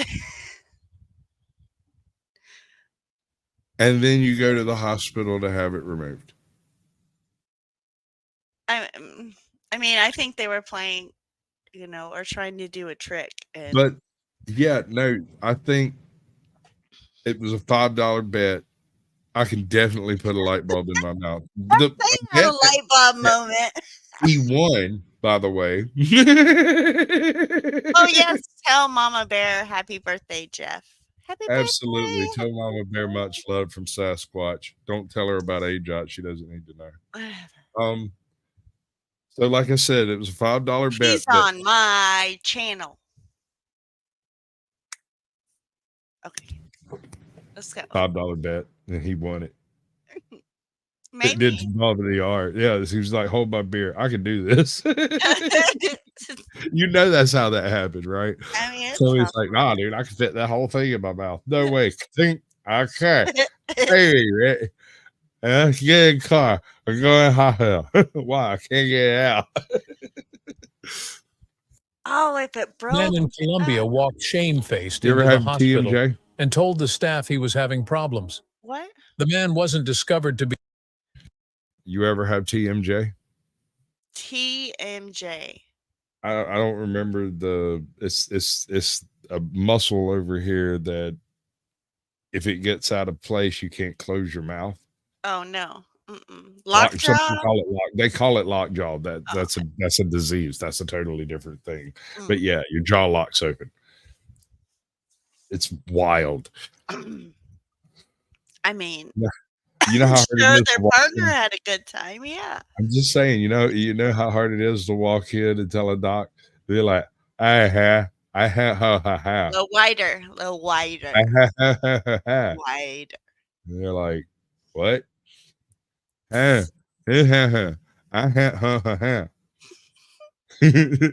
bad. It's not good. I don't like it. Be dead until they looked at him more closely. They learned how unpleasant this suffering was. After doing a rectal check and finding nothing, they decided to take him through an X-ray to see what was causing the discomfort, which turned out to be a light bulb inserted into the man's butt. The question of how the light bulb got up there was never answered, and we're sure the doctors were too scared to inquire. Nonetheless, the doctors stated that they had... To be honest, I don't think these are the right doctors. How would it not bust? I mean, if it can bust a Nokia or whatever phone, and the I'm other telling you, that phone did not break inside that man unless it was broken by something else inside that man at the time. That is all I'm going to say on that at this point. I'm just saying, there's no way that Nokia went in there voluntarily. Yeah. No way. have retrieved quite a number of odd objects from people's butt, people who were trying to achieve some sexual desires. This light bulb seemed to, however, be a crazy idea that they have never come across before. By some miracle, they were able to remove the light bulb from the man's posterior without causing any harm. I try not to cuss, but although their method of operation was not confirmed, it had to have been somewhat drastic. Number 9. I guarantee you, every single ER worker in America has a light bulb story. Maybe. All of them. Is Michelle still around? Does she have a light bulb story? She claimed to have a light bulb story, yes. Like, she's got stories. I don't know. She didn't specify light bulb, but yeah, I was talking about a light bulb at the time. And, oh my, 40 knives. 40 knives. Of me being present when someone did such a thing in an ER implies that it's statistically more common than you would expect. A light bulb. 40 knives. The typical person eats the foods cut by the table knife and not the knife itself, but an Indian guy broke that record by an astounding margin, making his discovery one of the most bizarre items ever found using X-ray technology. Upon initial X-ray... You go to the naughty corner. Go. No, sir. Bad habit. Bad habit. Go to the 90 corner. Go. And you get a participation trophy for your time. Thank you. Examination.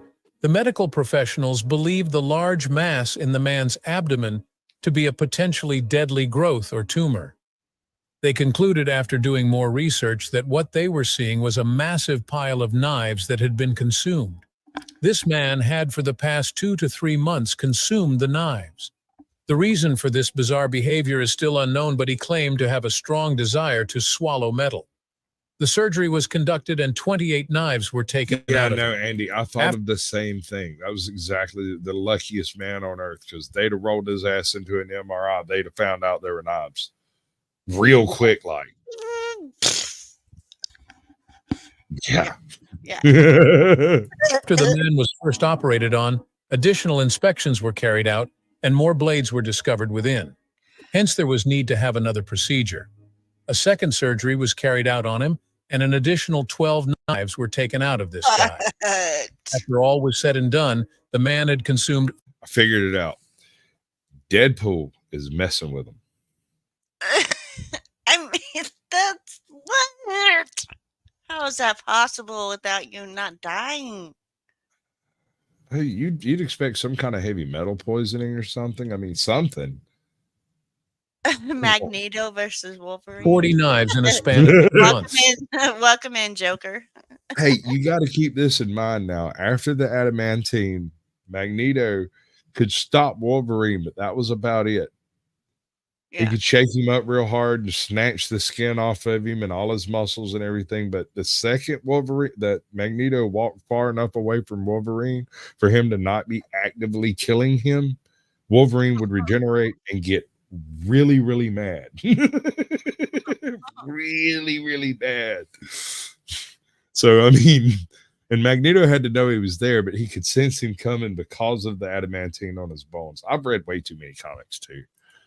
Some of the knives were foldable ones that when stretched out were as long as 7 inches. Some were broken while some were rusting already. The surgeries had to be done with utmost care in order to avoid causing more damage to man. This revelation was unlike anything the doctors, one of whom had worked for more than 20 years, had ever seen. He recovered well and was referred to see psychiatrists. Number 8, spoon in the throat. No.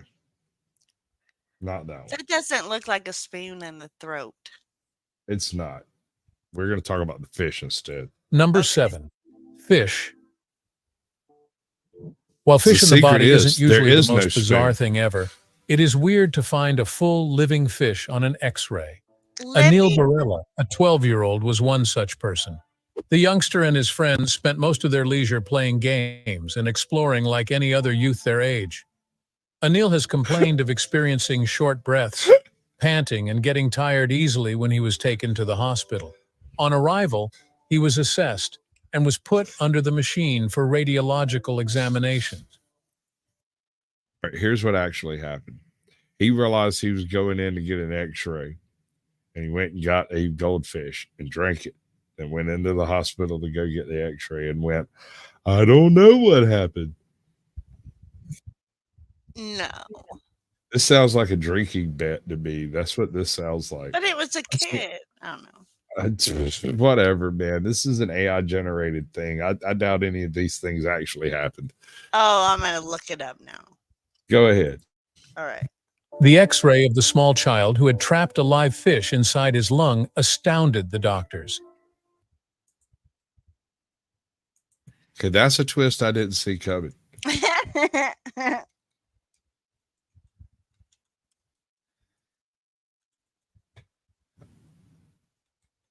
You can't park that there, mate. Anil's breathing has become more difficult as a result of the fish. After he was taken to the emergency... Did somebody try to drown his ass in an aquarium? Like, what? Never mind. He owed somebody money, too. Emergency department. The fish was removed from him through 45 minutes of surgery. The fish was described to be scaly and about 3.5 inches long. It was also observed to be taking its last breaths when it was removed from the young boy's lungs. It really put up a good fight. Dr. Pramod Jawar, who performed the surgery, explained that in the past 2 decades of his practice, he had never seen a thing such as this before. I tell you, he owed the wrong kid money. Oh, too funny. When he gets out of the hospital, he's going to pay that kid, too. Watch. Are you not entertained? Entertained I am. The strange X-ray was explained by the fact that he and his friends were playing with fishes on the banks of a river in the Kargoni area of the Madhya Pradesh state when he unintentionally breathed in the fish. Live fish was something Anil and his friends used to enjoy eating, but this time, the fish went into his left lung through his... Stop it. Just...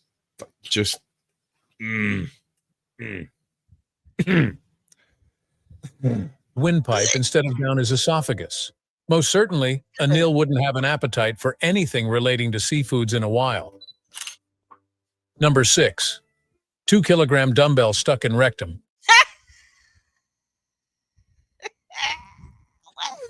People sticking stuff up their booty.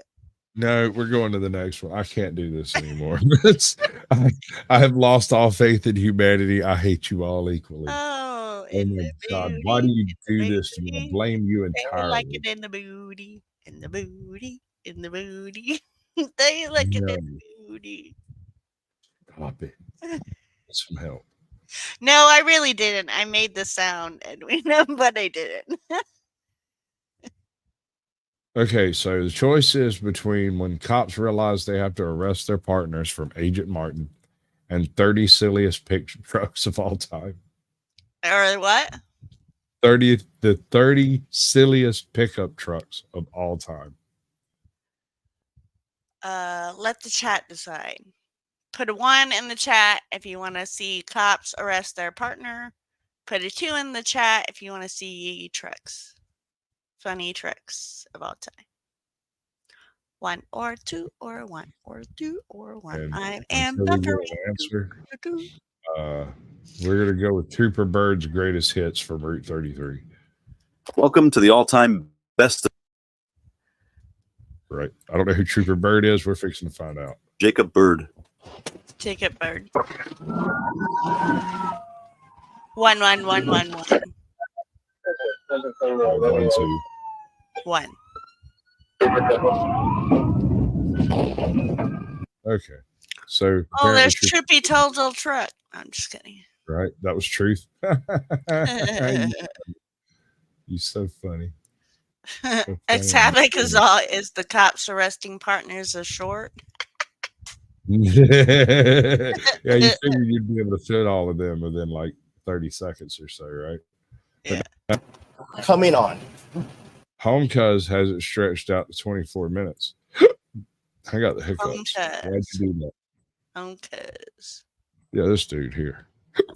I got the hiccups still. That's a problem. The Frogzilla. When those who are responsible for law and order get involved in the heinous acts themselves, they are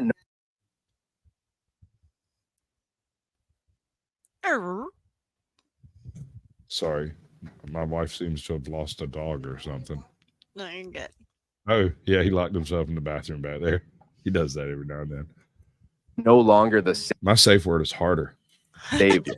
Let's see how law enforcement officers have arrested those who have tried to be dishonest with their duties. In November 2023, a security guard was actually the only correct answer to what's your safe word is.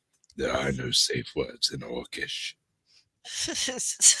accused of pulling over an off-duty NMSP captain. State police were called to assist the captain, who reported a security guard trying to pull him over on Interstate 40. How you doing, sir? Officer Galliano, State Police. Who are you with? Teal. Do you have your identification card and everything? I'm sorry to bother you, but this guy's been following me. And so I know who it is. Okay. So I understand you were slowing traffic down on the highway? The security guard was identified as Ronald Portillo, and he could have cooperated with the cops and resolved the matter, but he refused their request instead and kept making things more difficult for himself. Have your driver's license, sir? I'm not giving it. You have that. Okay. Well, I'm in charge of this right now. Okay. You're in charge of what? I'm charged of this property and other properties. Okay, and that's fine. But over there on the highway, where you lit up cars or you were using your car like a police car. There's no proof. Okay. I'm investigating There's something. no proof. And if you refuse to give me your driver's license, bro. I bet he was turned down for being a cop. He tried to be probably somehow psychological problems. I bet you. Paul Blart. This is RoboCop, but Paul Blart. I can detain you and arrest you. Okay, detain me. Okay. Well, the guard got exactly what he wanted as he was arrested. Right. Who knew the situation would escalate this far? You say can and will be used against you in a court of law. You have the right to an attorney. If you cannot afford an attorney will be provided for you. You have the right to suck my left nut and make my right nut jealous. You have the right to suck on these nuts.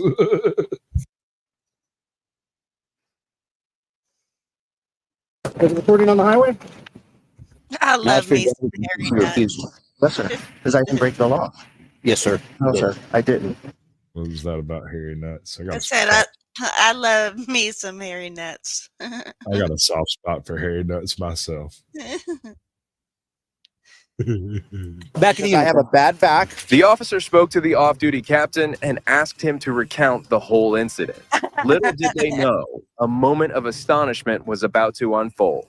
So, whenever he was over there, and I was just like, I was sure, like, I didn't want to make him, like, obviously I was tailing him all the way around the building. Welcome back, Crafty.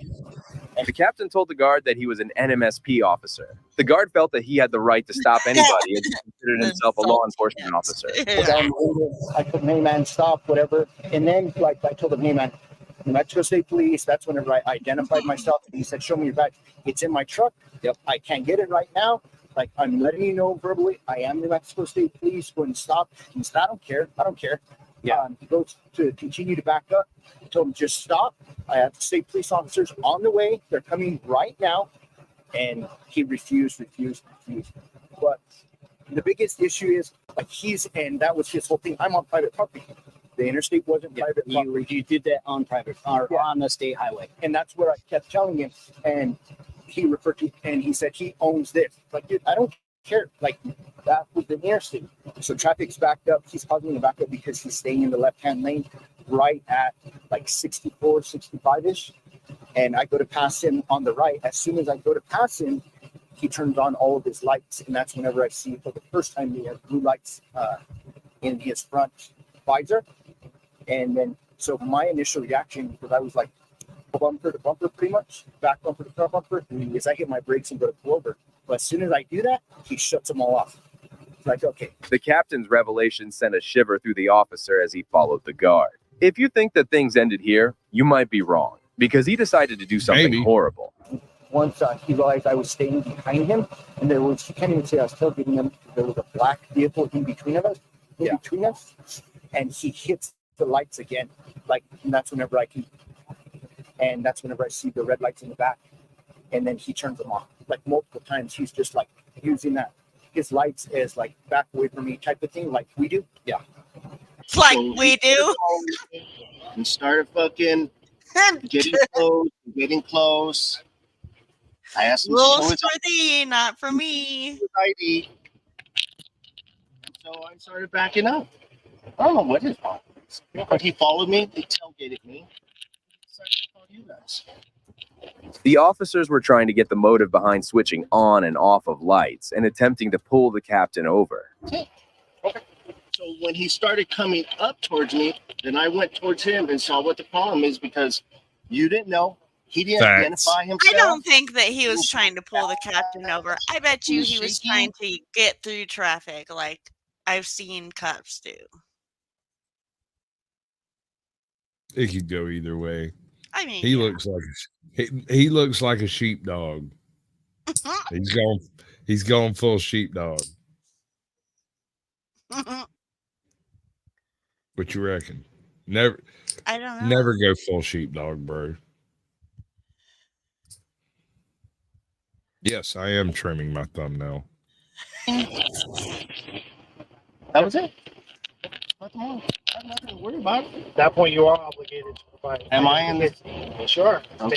Now, PPO officer, you should know. What is that? I mean, that just looks so funny. So I had a guy. We didn't accuse anything. We were completing an investigation. Right. We had just started. We need to identify who you are. Okay. And who Well, I apologize. Yeah.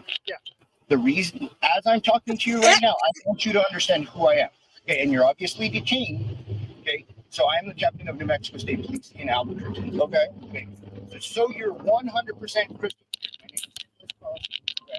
The issue behind all of this is that you acted in a way that made me think that you were from Rio County Sheriff's Department whenever you were on the highway. That's the problem. All right. Let's go a little further. The problem is you're not part of our gang and you're pretending to be. Right. Mm-hmm. You stepping on our territory. Mm-hmm. What you reckon? Oh, I reckon. Mm-hmm. Let's see if I can find the next one.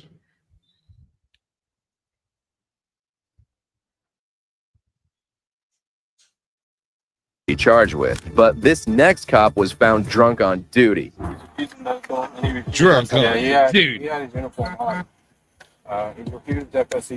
July 4th, a police officer with the Apopka Police Department named Mayorga was arrested for suspected DUI while in his patrol vehicle and with his uniform on. The interrogating officer carefully probed by asking him different questions. He said, no. He's like, be honest. In our profession, honesty goes a long way. He said, I'm going to be honest. I had 3 Benadryl. I was like, okay, when did you have that? It's about 2 hours. I'm like, why would you take 3 Benadryl knowing you had to go into work tonight? T-shirts every like 2 or 3 months. Yeah. Officers stressing the importance of truthfulness. Mayorga's response about alcohol and medication added an unexpected layer to the unfolding mystery. Does your medication say not to drink and take it? Mix it with alcohol? Does it say not to mix it with alcohol? Yeah. When's the last time you took your medicine? 4 days ago. However, he later confessed to drinking 3 tall boys or 24-ounce cans. As soon as they learned about his suspicious acts, the officers called the sergeant. He's refusing medical, and he refused that. Yeah, he had He's like, I'm fine. He's refused that. I'm good. Now I don't know if you saw his laptops all on the floorboard. Looks like it. Upon investigation, it was found that the Apopka officer lived nearby and was going to City Park 441. Imagine having a drunk cop running a sobriety test on your ass. Right? You're pulling over on the side of the road. This guy can't even speak straight. Lightweight. Glassy. Lightweight. He said that he's going in 441 in Park City, but he's told Rovercheck that he's on his way to his work. Yeah. All right. He said he was on his way to work, but I don't think he's on his way to work. If he's on his way to work, then he's in. The officer was arrested under suspicion of DUI and booked into the Lake County Jail. According to the Apopka police, Mayorga, the police officer, had been placed on administrative leave without pay, pending a review of the incident. When it Go comes to the naughty upholding corner, the law, sir. No one is exempted, not even those who made it. Hey, Far, watch him. I'm going to walk over there. Uh-oh. We got problems. We have a What? double bald police alert. Oh. We have 2 individuals bald in frame. This one actually has a little bit of hair over here, but this one's dome is absolutely immaculate. I do believe I can see some glare on one side from the mute button. A little bit. Yep. Got that shine.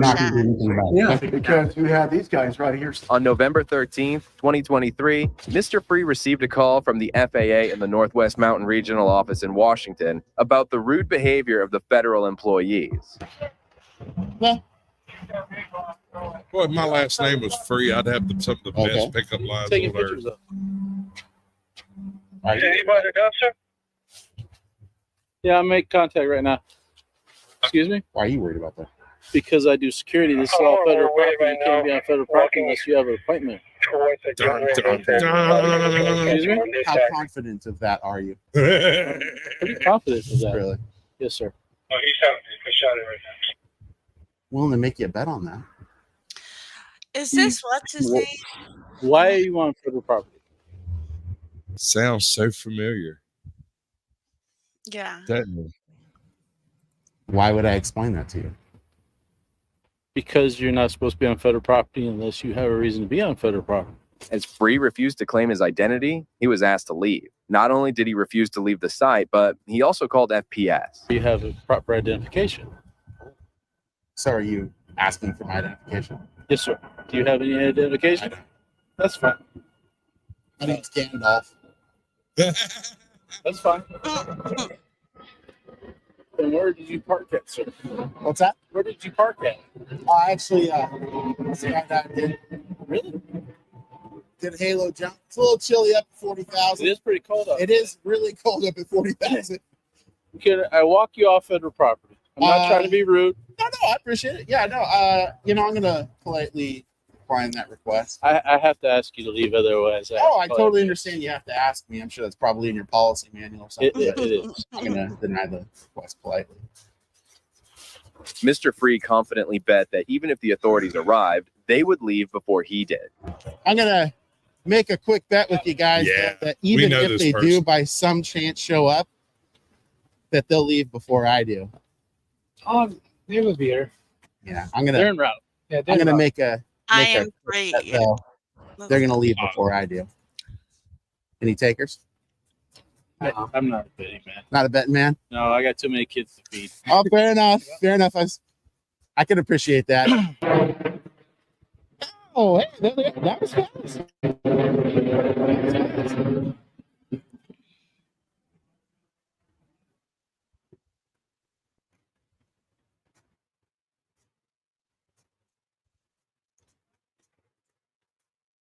Is there a PRO on site, by the way? Is there a PRO on site? As the other officer named Michael arrived, surprisingly, they seemed very close. Well. How are you doing? Pretty good. How are you? What are you doing up here all the way I from knew it was Portland? gonna be you. How are you, man? Pretty good. How about you? 1523. Pretty good. Pretty good. Or do you just prefer Michael? It doesn't matter. Okay. He asked the security officer to grant Mr. Free access to the building. Public buildings like this one don't need any specific process, and Mr. Free had all the rights to enter the building. I don't know which one you're with. I mean, like I said, like I told you before, I'm not going to stop you from. Well, I know honestly, I know I'm not going to get any problem with you, Michael. So I'm with Inland Auditing Media. Okay. So yeah. All right. Good to see you, man. Nice to see you, man. Yeah, no, that's great. I'm Gandalf, by the way. Carlos. Yep. No, we haven't dealt. I'm a dog handler, so I don't. Okay. Yeah. No. Fair enough. How's 1414 doing? He's good. Yeah. He's a bit of a rigid man. Yeah, but he's all right. He's all right. No, he seems like a nice guy. Yeah, he's good. Did I catch him on a bad day? No, I think you were his first minute auditor, and I was letting him take it at first. Hey, nothing wrong with that. He's good. You know, he you know what? I think it helped. I think things like this help. This statement was quite concerning. Is it going to be an audit to reveal good practices or expose some troubling revelations? Police just to be involved in something like this and get to know exactly what we're supposed to do and stuff like that. So yeah, well, and in the long stream effect, or the downstream effect rather, is that there are things I don't know.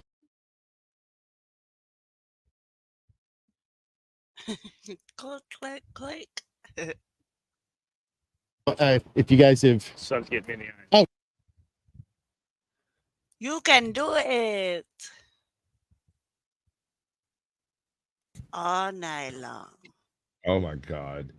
Oh, fuck me bouncing. You know what it was? What? I didn't have it shared as screen. I had it shared as a window. Which means I can't just flip-flop out the things I want to do. I got to actually go in. Oh, yeah? You're not going to do it right? There you go. Do the right thing. Do the right thing. Do you have the sound on? No. Good God, girl. What? I don't hear the sound. No sound. You have no sound. That's because you sent it to me in Google. How else am I supposed to send it? Hold on.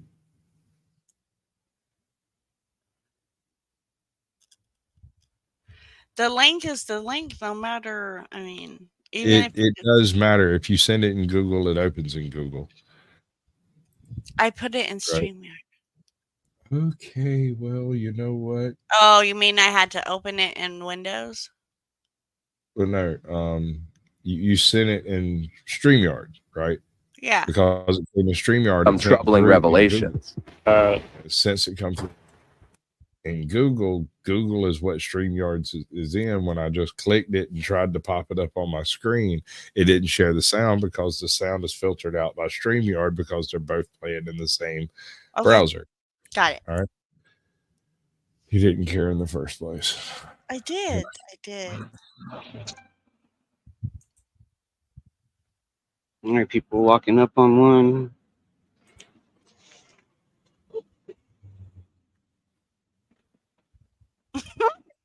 Don't say nothing, okay? What's up, guys? How's it going? How you doing tonight? Good. You just saw them to stop? Huh? You saw this to stop? Watching the stop. Yeah, watching this. What did he say? Doesn't matter. I'm just asking questions. I'm not... Oh, I know that. I mean, yeah, but yeah, I don't answer questions. I appreciate it though, man. Yeah. Watching the stop. Yeah, watching this. How's it going? How you doing tonight? Good. You just saw them to stop? Huh? Saw this to stop? Watching the stop. Yeah, watching this.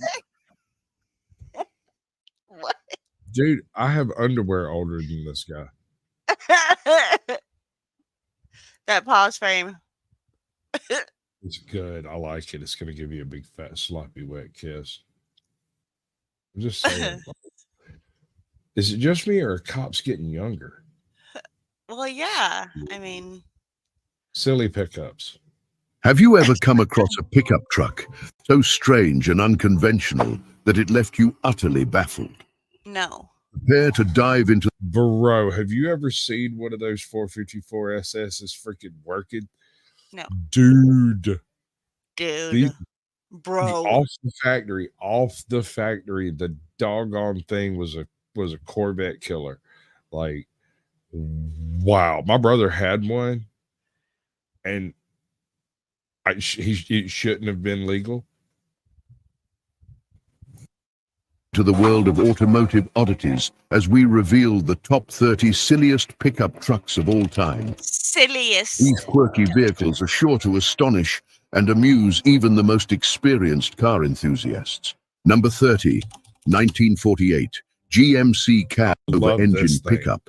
Let's take a closer look at the 1948 GMC. Dude, it is so beautiful. You get one of those that's been sitting in a field in Arizona for like 25 years, and you drop it out, put you a freaking 454 off in it, a good low geared transmission. Man, you can tow anything on earth.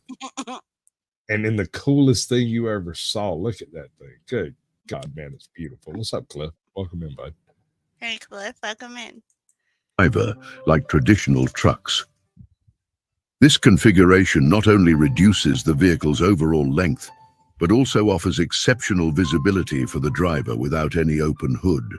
Under the hood, the cab-over-engine pickup was powered by various engine options, with the inline six-cylinder engine being a common choice.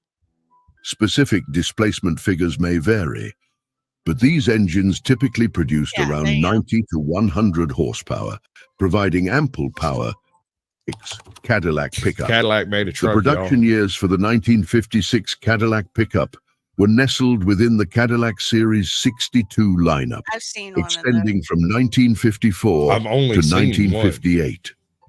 Within this time frame, Cadillac showcased an array of opulent vehicles ranging from sedans to coupes and convertibles. The hallmark of the 1956 Cadillac Series 62 lay in its robust V8 engine, boasting two distinctive options.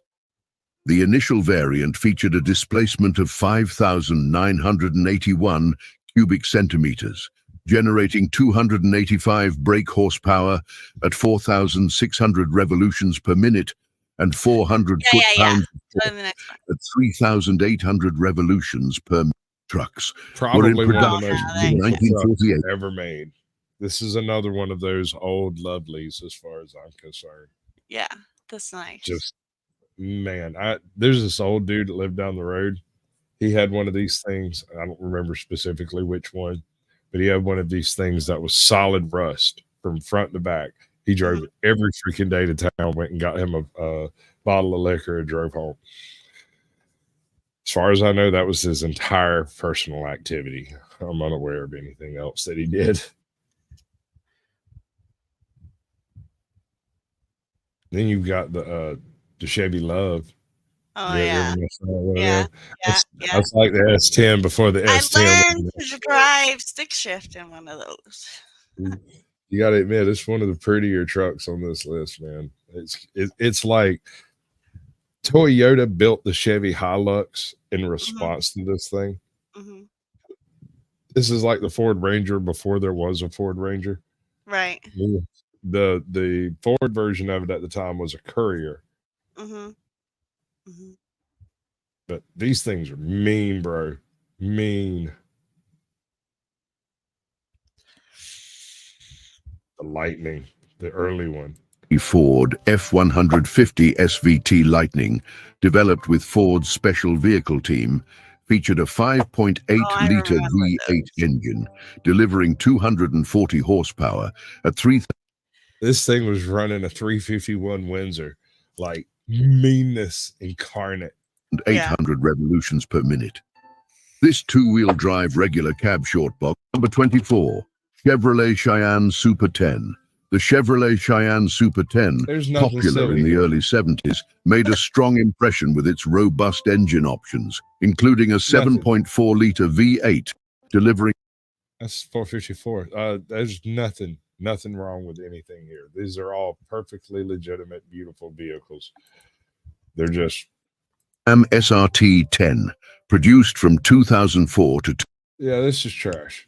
Trash. That's okay. I mean, you get what I'm saying. It's calling things silly that are not silly at all.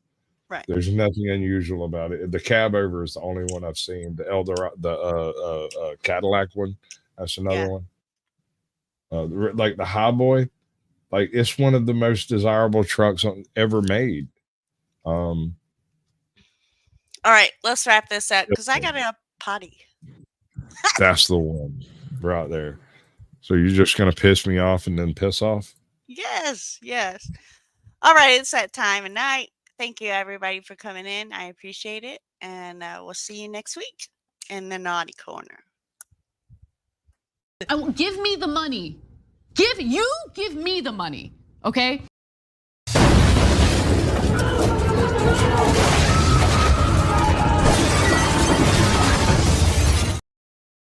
That's all, folks.